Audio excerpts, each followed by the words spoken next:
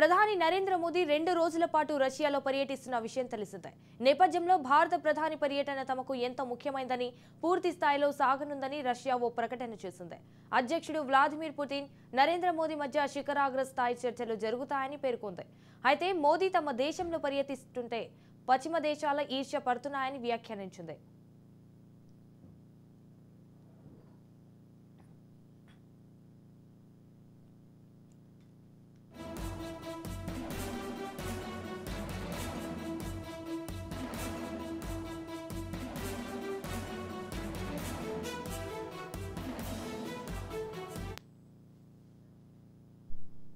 Putin ఆహ్వానం మేరకు Bharat Russia వార్షిక సదస్సుకు మోదీ హాజరవుతున్నారు. ఉక్రెయిన్పై 2022 ఫిబ్రవరిలో మొదలైన దండయాత్ర తర్వాత రష్యాలో మోదీ పర్యటించడం ఇదే తొలిసారి. మోదీ పర్యటనలో ఇరు దేశాల మధ్య పలు అంశాలపై వ్యూహాత్మక చర్చలు జరగనున్నాయి. అలాగే ప్రస్తుతం ప్రపంచం పరిణామాలపై కూడా చర్చించనున్నట్టు విదేశాంగ శాఖ వెల్లడించింది.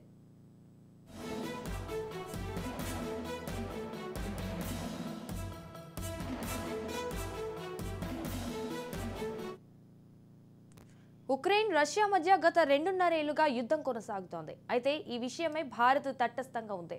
రష్యా దాడిని ఖండించని భారత్ చర్చలు, దౌత్య మార్గాల ద్వారా పరిష్కరించుకోవాలని పదే పదే నొక్కి చెప్తోంది. ఇదే సమయంలో రష్యాపై పశ్చిమ దేశాలు ఆంక్షలు విధించినా ఆ దేశం నుంచి క్రూడ్ ఆయిల్ కొనుగోలుకు భారత్ ఒప్పందం చేసుకోవడం గమనార్హం.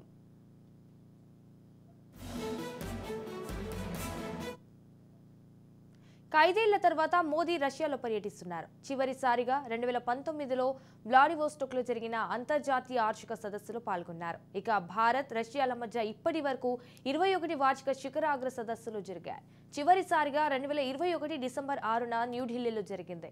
ఈ సదస్సుకు రష్యా అధినేత పుతిన్ హాజరయ్యారు.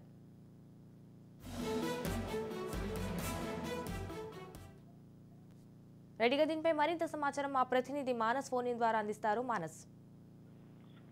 సంజన, మనం చూసుకున్నట్టయితే చాలా సంవత్సరాల గ్యాప్ తర్వాత, అంటే ముఖ్యంగా చూసుకుంటే 3-4 సంవత్సరాల గ్యాప్ తర్వాత మోడీ పుటిన్ కలవడం అనేది ఒక నిజంగా చూసుకుంటే మిగతా అన్ని దేశాలకి కూడా ఒక చిన్న జలక్ లాంటిదని చెప్పుకోవాలి. ఎందుకంటే ఇప్పటికే ఇండియా రష్యాకి పూర్తిగా మద్దతుగా నిలుస్తుంది అనే ఒక వార్తలు అయితే ప్రపంచవ్యాప్తంగా బయటకు వస్తున్నాయి. అయితే ఒకవేళ యుద్ధం అంటే వరల్డ్ వార్ 3 కావచ్చు, ఏదన్నా వార్స్ మళ్ళీ ఫ్యూచర్ లో ఒకవేళ క్రియేట్ అయితే మాత్రం ఇండియా ఎటువైపు ఉంటుంది అంటే, మనకు ప్రధానంగా చూసుకుంటే అమెరికా, రష్యా, చైనా ఈ 3 దేశాలు ఆర్మీని ముందుండి నడిపించే దేశాలుగా మనకి ముందుగానే తెలుసు. ఎందుకంటే పటిష్టమైన భద్రతా బలగాలు కావచ్చు, అదేవిధంగా పటిష్టమైన ఆర్మ్ ఫోర్స్ కావచ్చు, ఇవన్నీ కూడా ఉన్న దేశాలుగా రష్యా, చైనా, అమెరికా ఉన్నాయి. సో ఖచ్చితంగా చైనాకి అయితే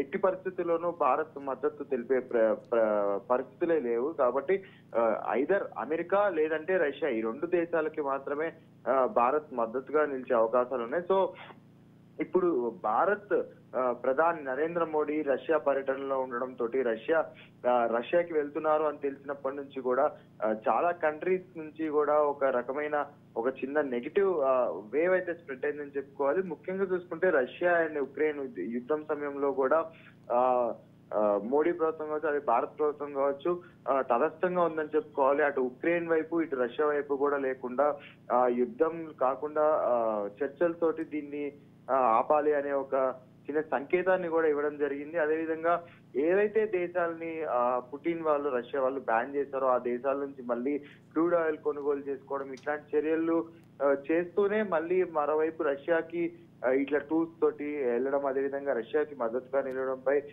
ప్రపంచవ్యాప్తంగా ఒక చిన్న కన్ఫ్యూజన్ అయితే నెలకొందని చెప్పుకోవాలి. ఎందుకంటే భారత్ ఒకవేళ ఫ్యూచర్ లో ఏమైనా యుద్ధం సంభవిస్తే రష్యా వైపు ఉంటుందా లేదా అమెరికా వైపు ఉంటుందా అనేది కూడా ఒక చిన్న కన్ఫ్యూజన్ గా మారిందని మాత్రం చెప్పుకోవచ్చు Sanjana. Right, thank you for the updates Manas.